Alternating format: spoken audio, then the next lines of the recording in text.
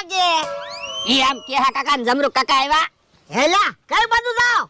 એ ગામમાં ખજૂર લેવા જાવી. હે તો અમે હું અહીંયા બટાટા વેચવી, ખજૂર જ વેચવી. અમને એમ છું તમે ખજૂર ખાવા લાવ્યા છો. એ ના ના વેચવા લાવ્યા. કેમ આપ્યો ખજૂર? પૈસાનો.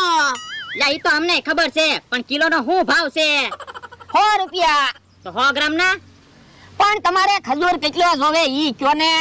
અમારી પાસે 70 રૂપિયા છે. કેટલો ખજૂર આવશે? એ 170 ગ્રામ. હે તો 70 રૂપિયાનો ખજૂર આપી દે. લે પૈસા.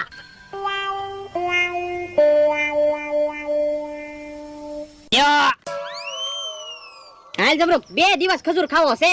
હા પણ દાદા હવે તો હું ખજૂર ખાવ ને. ના રે ના, તને ના પડી ને, ખજૂર નહીં ખાતો. તો એક કામ કરવી, આપણે શરત રાખવી. તમે શરત જીતી જાવ ને તો હું ખજૂર નહીં ખાવ અને હું શરત જીતું ને